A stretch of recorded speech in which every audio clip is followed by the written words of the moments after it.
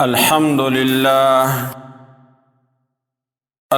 لله نحمده ونستعينه ونستغفره ونؤمن به ونتوكل عليه ونعوذ بالله من شرور أنفسنا ومن سيئات أعمالنا من يهده الله فلا مضل له ومن يضلله فلا هادي له ونشهد أن لا إله إلا الله وحده لا شريك له ونشهد أن سيدنا ومولانا محمدا عبده ورسوله أما بعد فأعوذ بالله من الشيطان الرجيم بسم الله الرحمن الرحيم قل إن كنتم تحبون الله فاتبعوني يحببكم الله ويغفر لكم ذنوبكم والله غفور رحيم. وعن عبد الله بن عمر رضي الله تعالى عنهما قال قال رسول الله صلى الله عليه وسلم لا يؤمن أحدكم حتى يكون هواه طبعا لما جئت به. وقال رسول الله صلى الله عليه وسلم عليكم بسنتي وسنة الخلفاء الراشدين المهديين تمسكوا بها وعضوا عليها بالنواجذ وإياكم ومحدثات الأمور فإن كل محدثة بدعة وكل بدعة ضلالة. وعن أم حبيبة رضي الله تعالى عنها قالت قال رسول الله صلى الله عليه وسلم من صلى في يوم وليلة 12 ركعة بني له بيت في الجنة 4 قبل الظهر وركعتين بعدها وركعتين بعد المغرب وركعتين بعد العشاء وركعتين قبل صلاة الفجر أو كما قال صلى الله عليه وسلم اللهم صل على سيدنا ومولانا محمد وعلى آل سيدنا ومولانا محمد وبارك وسلم. زما عزت مندو دا قرآن پاک دا سورة آل عمران یو آیت ما ساسو مخ کے تلاوت کو. اللہ تبارک و تعالی فرمائی قل ان کنتم تحبون اللہ فاتبعونی. زما پیغمبرہ دے مخلوق تداویا کتاسو اللہ سر من غوارے نو زما اتباع وکای یحببکم اللہ ویغفر لکم ذنوبکم. چکالتاو زما طریقے پزان کی راوشتی اللہ تبارک و تعالی و تاسو سر من شروع کی اوستاسو گناہون و معاف کی واللہ غفور الرحیم. اللہ تبارک و تعالی بخل والا مہربان دے. فسورة الاحزاب کے اللہ تبارک و تعالی فرمائی لقد كان لكم في رسول الله أسوة حسنة لمن كان يرجو الله واليوم الآخر وذكر الله كثيرا. نبی علیہ الصلاة والسلام زندگی داتا سولپارا نمونہ دا لیکن چالا پارا چسوک اللہ من ایمان لاڑی تو قیامت پر رزبان ایمان لاڑی او اللہ ډیر ډیر یادی نو اللہ تبارک و تعالی پیغمبر دنیا تا چراغلے 2 شزونه راوڑی دی. یو کتاب اللہ دویم نبی کریم صلی اللہ علیہ وسلم سنت رسول اللہ. اللہ تبارک و تعالی کتاب قرآن پاک او دویم وحی چاغیت وحی غیر مطلوب لیکی اغد حدیث مبارکہ دے نبی کریم صلی اللہ علیہ وسلم سنت دے نبی علیہ السلام بتعلیماتوں کی فرائض منصبی چی اللہ تبارک و تعالی قرآن پاک کے زی پزی بیانی نائکم دادا یعلمهم الکتاب والحکمت چی دی امت تا بدے کتاب خی او حکمت یا سنت باخپل خی اخپل طریقہ بخی. سنت معنی طریقہ سنت معنی لار. نبی علیه السلام په دې کار کې کومه طریقه ده؟ موږ کې څنګه طریقه ده؟ په زکات کې کومه طریقه وه؟ په روژې کې کومه طریقه ده؟ حج طریقه د نبی کریم صلی الله علیه وسلم څنګه ده؟ مونځونو کې نبی علیه السلام څنګه مونځ کړی دی؟ فرض نه علاوه نور مونځونه یې کړي دي که نه دي کړي؟ که کړي دي نو هغې څو رکعته یې کړي دي؟ کم مونځ پسې کړي دي، کم مونځ نه مخکې کړي دي؟ دا د نبی علیه السلام دې ته سنت ویلی کېږي. ډوډۍ ده، ډوډۍ باندې ته کښېنې، د هغې نه مخکې لاس وینځه، ډوډۍ ته کښېنې دسترخوان ولګوه، خپل مخکې نه خوره، بسم الله وایه، دا د ویلی کېږي. دا سنت طریقه ده چې بس کړو نو د هغې نه وروسته بیا الحمدلله دا دعا ووایه.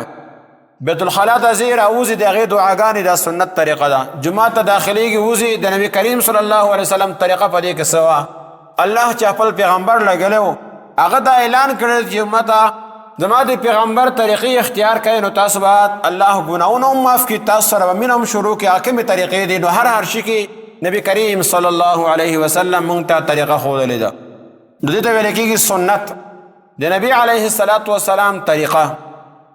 نن نورو فتنو سره یو فتنه دا هم خوره شتله او دا عامه شتله چې موږ سنت یو معمولي غونې عمل ګڼو او بس که څوک څه خبر وکړي به دغه سنت دی، فرض ونه دی. نو د هغې د وجې نه موږ نبي کریم صلی الله علیه وسلم نه شاته کېږو. لہذا زمونږ خوراک څښاک، زمونږ غم ښادي، زمونږ ناسته پاسته، زمونږ هر عمل هغه د اسلام د طریقې نه خلاف شو، ځکه چې سنت سره موږ مینه نشته دی. او سنتو سره مینه به هله پیدا کېږي چې د نبي کریم صلی الله علیه وسلم مینه په دې زړه کې دننه پرته وي، چې د نبی علیه السلام مینه په زړه کې دننه پرته وه، د نبی علیه السلام محبت دننه زړه کې دننه پروت و، د نبی کریم صلی الله علیه وسلم عظمت په زړه کې دننه پروت و، چې کائنات کې الله تبارک و تعالی ته محبوبه هستی د الله نه وروستو په کائنات کې د هغه درجه ده. لہذا د هغه طریقې څنګه وي؟ لہذا زه په هغه طریقې باندې راشم چې الله ما سره مینه شروع کړي. دا ته سوچ، دا فکر، دا غم چا سره نو هغه به سنت تلاش کړي، کنه دغه وایي دا خو سنت دی، دا چا راویشلو. لہذا هر عمل کې اول نه موږ خپل جسمانی شکل صورت دی، کپړې دی، لباس دی، هغې کې موږ د سنت پرېښودلو. بیا په هر عمل کې موږ سنت طریقه پرېښوده. یو سنت موږ صرف جماعت ته راځو مونځ کوو، نور زمونږ هر کار د شریعت نه خلاف روان دی.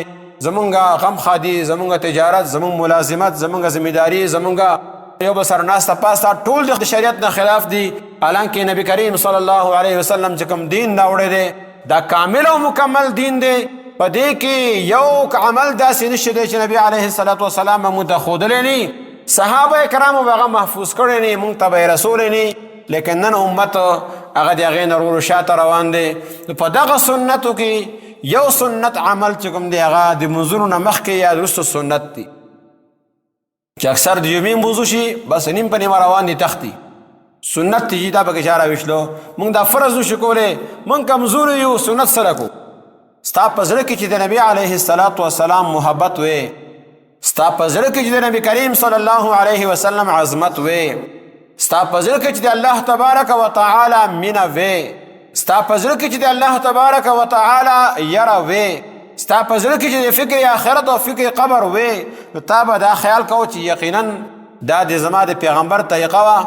اخو الله تبارک و تعالی معاف کړی او اخو معافي معفوغه خو الله چت مقام ورکړی دی، دا طریقې خو ما لپاره ښودلې دي. لہذا زه په دې باندې عمل وکړم، نو هغې نه موږ شاته روان یو. نبی علیه السلام فرمایي چې تاسو کې هغې پورې یو کس کامل مؤمن نشي کېدی حتی یکون هواه طبعا لما جئت به، چې دا خواهش دی هغه شي تابع نشي چې کوم چې ما راوړی دی. خواهش خدا وي دا سنت ته پرېږده، لیکن ایمان تقاضا ده چې دا پرېږدی نه، دا ستا د پیغمبر طریقه ده، لہذا دا سنت وکړه. خواهش تا ته دا وي چې په ولاړې باندې ډوډۍ وخوره، د پیغمبر طریقه ده چې کښېنه په ناستې باندې ډوډۍ وخوره. خواهش خدا وي چې حرام یې که د حلال وي خو پیدا که هرې غاڼه چې سود دی، رشوت دی، غلا ده، ډاکه ده، راړه وخوره. لیکن شریعت تا ته دا وي، نبی علیه السلام دا وي چې نه، حرام مخوره، سود مخوره، رشوت مخوره، د غلا مال مخوره، د غصب مال مخوره، ته د حلال مزان نه ګټه وکړه او تعالی پر بیا اعلان وکړ کاسب حبیب الله، خپل الله سره د ګټې والا الله محبوب دی، د الله تبارک وتعالى د خوښ دی، نو دا خپل طریقې د توخوله. لہذا چا په زړه کې چې ایمان وي هغه به دا خیال کې چې نه زما زړه دا وي یو دې زما خواهش دی، من چاهي یو رب چاهي، الله څه غواړي دغه ټیم کې د نبی علیه الصلاۃ والسلام طریقه څنګه ده دغه ټیم کې. نو مونږ دې کې ورو هغه مشران خو د منځونه کوي، نفلونه هم کوي او مشران چې کوم دی هغه سنت هم کوي، لیکن اکثر ځوانان طبقه هغه د نیم په نیمه د مزد وروسته وتښتي او بیا خلق وایي تاسو دې باندې بیان وکړئ. څو ځله ما بیانونه وکړو لیکن بیا هم هغه حساب دی خلق تختی. مین وجه دا ده چې ما وښیله چې نن زمونږ په زړونو کې د نبی علیه الصلاۃ والسلام هغه مینه نشته دی. نو نبی کریم صلی الله علیه وسلم فرمایي چې تاسو نه زما تاسو کې دوه شیزونه پرېږدم، که تاسو پورې دا دوه نیولي دي نو تاسو به ګمراه کیږئ نه. یو کتاب الله او دویم سنت رسول الله، د نبی علیه الصلاۃ والسلام سنت، دا دوه لازمي ونیسئ. او تر دې پورې چې نبی کریم صلی الله علیه وسلم ارشاد فرمایو ترکت فیکم امرین لن تضلوا ما تمسکتم بهما کتاب الله وسنت رسوله. تاسو کې دوه شیزونه پرېږدم د تاسو نظم څو پورې تاسو هغه مضبوطۍ سره نیولي ګمراه کیږئ به نه. یو د الله تبارک وتعالی کتاب، دیم د نبی کریم صلی الله علیه وسلم طریقه، او بیا دا وی علیکم بسنتی، په تاسو باندې لازمي ده زما سنت مضبوطۍ سره ونیسئ، او وسنت الخلفاء الراشدین، او صرف زما سنت نه د ما نه وروسته ابوبکر عمر عثمان او د علي چې کومې طریقې دي هغه هم پرېږدئ مه، هغه هم مضبوطۍ سره ونیسئ، په هغې باندې خپل ژوند تېروئ. ځکه چې ډېرې خبرې داسې دي چې هغه د ابوبکر رضی الله تعالی عنه زمانې کې هغه شامل شوي دي، یا د عمر رضی الله تعالی عنه زمانې کې لکه 20 رکعته تراویح دي، او دغه شانته د جمعې نه مخکې چې کوم دی 2 بانګونه چې ویل کېږي، د یو بانګ چې کوم با اولنی ویل کېږي دا بانګ د عثمان رضی الله تعالی عنه طریقې کې دا چې کوم دی هغه ایجاد شوی دی. الصلاة خیر من النوم دا د عمر رضی الله تعالی عنه طریقه ده. نو سنت الخلفاء راشدین هم مضبوطۍ سره ونیسئ. نو مونږ خلفای راشدین خو پیژنو نه، کوم چې مونږ ته پیغمبر لیږلی شوی دی هغه طریقونه مونږ شا کړله، دغه وجې نه مونږ ورو ګمراه کېږو، دغه وجې نه شیطان چې کوم دی مونږ باندې حمله کوي. نبي علیه الصلاة والسلام فرمایي وعضوا علیها بالنواجز، دا سنت د خپل دا دننه غټ پیړ غاښونه چې دې کې مضبوطۍ سره چې کوم شی ونیولی شي که نه بیا خلاصېږي نه، نو دې څنګه سړی دې که شی ونیسي هغه مضبوطۍ سره نیولی دی جامو غاښونو سره، دقه شان د سنت هغه مضبوطۍ سره ونیسئ، دا پرېږدئ مو.